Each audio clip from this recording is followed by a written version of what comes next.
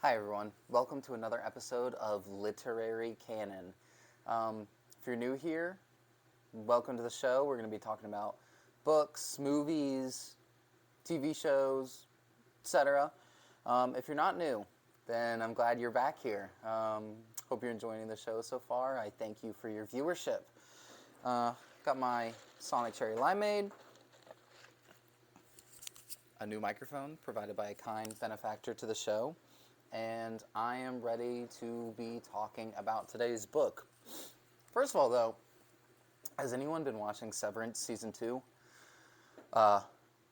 Incredible. Amazing. One of the best shows I have seen ever. The things that the actors and actresses are doing on that show, just no one else is doing it right now. It's incredible. The writing, no other show is on its level currently, I think. Highly recommend if you haven't seen it. But yeah, today we're going to be talking about Underworld by Don DeLillo. This is the third Don DeLillo book I've ever read. The first two being White Noise and Libra, which were both published before this. Underworld is a chunker of a book. It is thick. It's clocking in at nearly 826 pages. It's his longest book by far. I believe it's the 12th book he published. It's coming off of the success of White Noise, Libra, Mao 2, and The Names. Kind of his middle era of works. Many would consider Underworld to be his magnum opus. It is obviously a great success. I would say I've only read two other Don DeLillo books, but I would say that this book kind of encompasses all of the things he writes about in his other novels. American media, waste, terrorism, war, nuclear proliferation, and just America in general. This is an American novel. A great American novel. Some people might say it is the great American novel, whatever that means. So putting it in the likes of some of Toni Morrison's work, Great Gatsby, Catcher in the Rye, Moby Dick, etc. Don't know if I'd go that far, but it is a marvelous work. So we're clocking in at nearly 826 pages. The prologue alone is 60 pages. A novella in its own right, and funnily enough, it has been published as a novella called Pafko on the Wall. But in Underworld, the prologue is titled, everyone see that? The Triumph of Death. And I just want to read the opening sentence to this novel. I think it sets you up beautifully for what's to come. He speaks in your voice, American. Oh, let me start over. There's a comma there. He speaks in your voice, American, and there's a shine in his eye that's halfway hopeful. So, like I said, this novel is an American novel. It deals with America as a country, the people of America. So the prologue is set in 1951 during a very famous baseball game, the championship for the pennant. It's the game between the New York Giants and the Brooklyn Dodgers, a real game that happened. And they're in the bottom of the ninth, overtime, I think, actually. And nobody thinks the Giants are going to win until one of the batters for the Giants, Bobby Thompson, hits a home run that's sort of miraculous, and it's called the shot heard round the world. He hits this home run and secures the pennant for the New York Giants, defeating the Dodgers. This was before they moved to LA.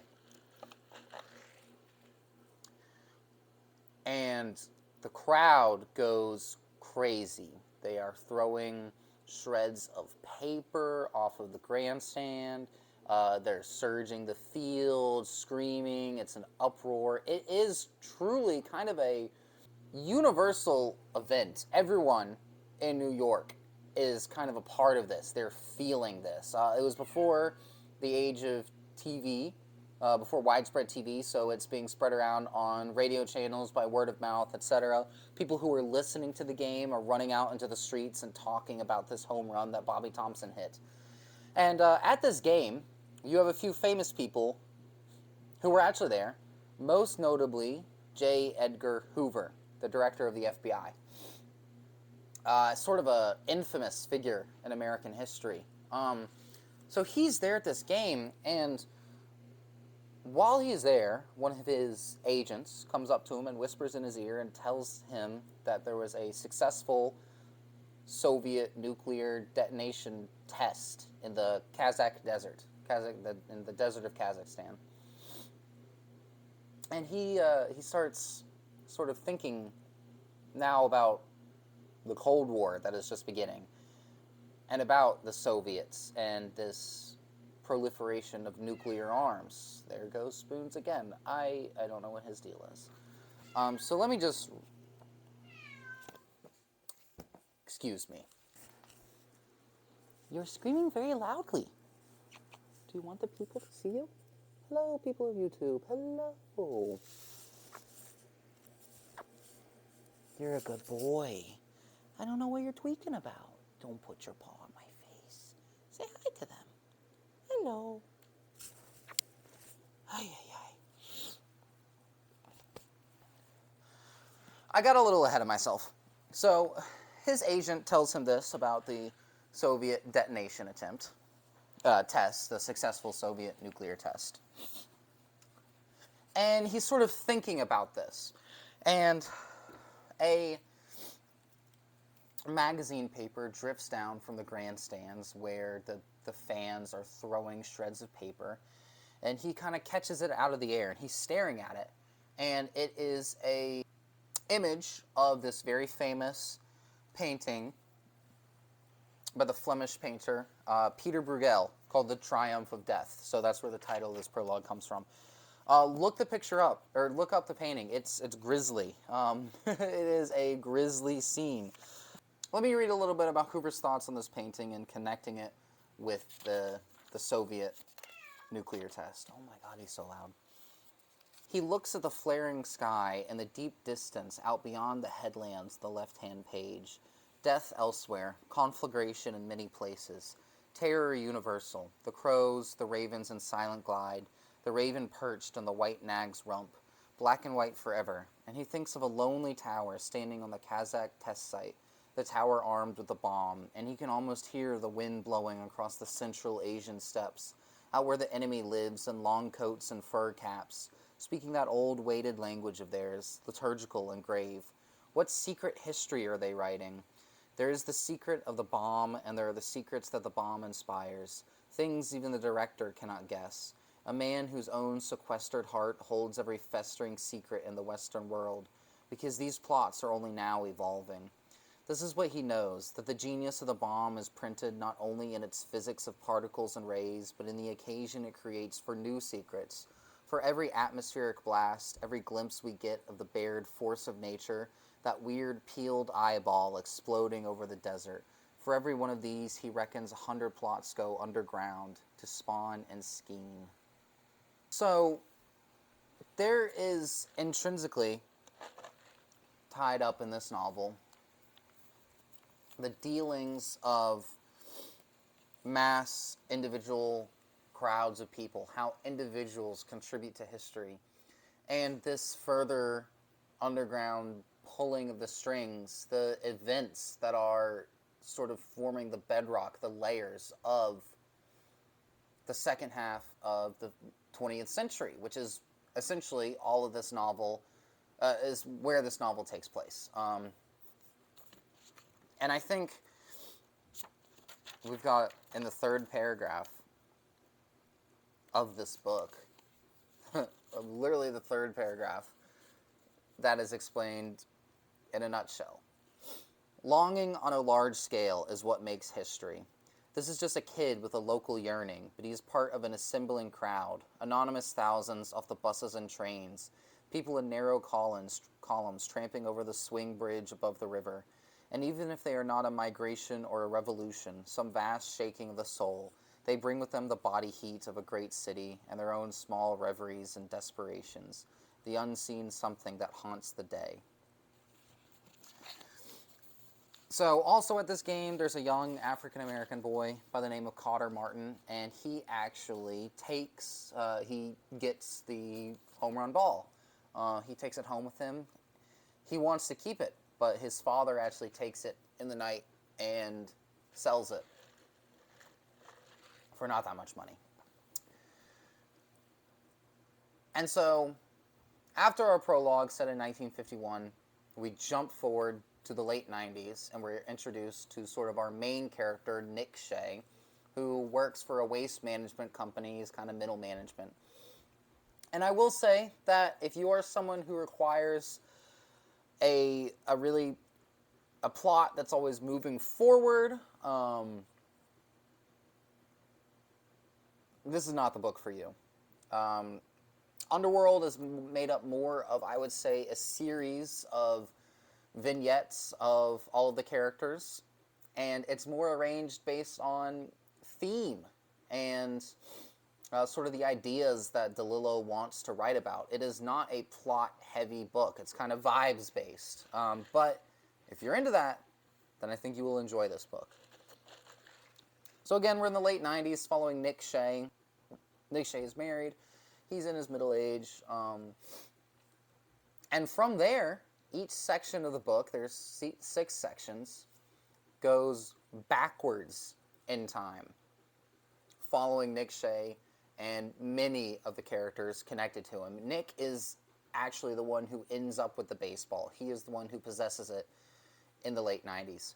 So we're jumping backwards in time, and some smarter reviewers than me, much smarter, have said that the way the book is arranged, going backwards in time, all the way back to the early 50s, is sort of like a nuclear bomb countdown, which I thought was fascinating, a really, really interesting insight.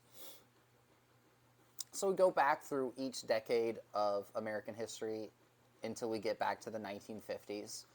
And we sort of see Nick Shea's early childhood. He actually killed someone in what was mostly an accident, but maybe not entirely. And so throughout this, we're just learning all sorts of different things. We're seeing different insights and snippets of American history. We get to see the Cold War, Vietnam, Korea.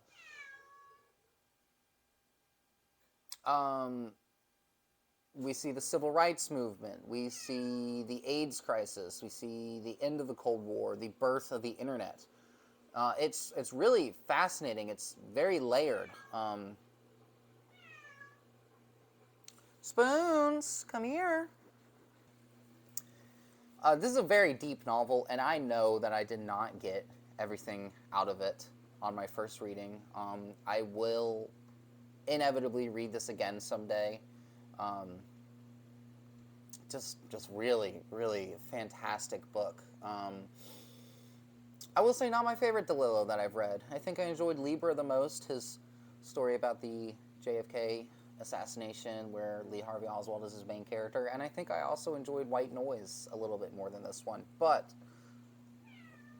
this is still one for the ages. Interesting thing is, the very last section of the book, detailing Shea's childhood in New York City, in the Bronx actually, is probably the closest DeLillo has ever been to writing something semi-autobiographical. Nick Shea is living in the Bronx with all these Italian Americans and Italian immigrants around the same time that DeLillo was growing up in the Bronx. And Nick Shea is certainly a much rougher character than DeLillo probably ever was.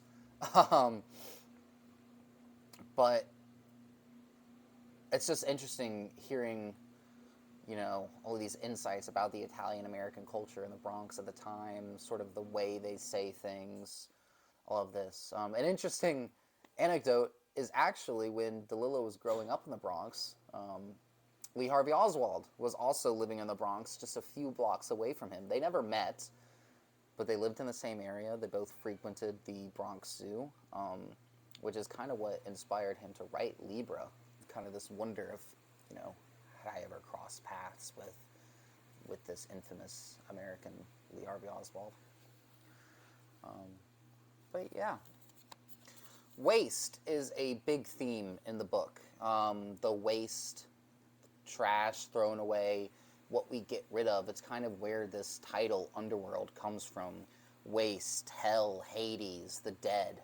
A lot of the novel ends up with a lot of the novel deals with characters. A lot of the novel regards characters dealing with death and with the waste produced in American culture. Nick Shea is a waste manager. His friend Brian Glassick also manages waste for the same company. At one point, Brian is in New York, and he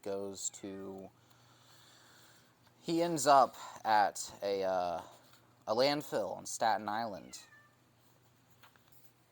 So he ends up at the Fresh Kills he ends up at the Fresh Kills landfill on Staten Island.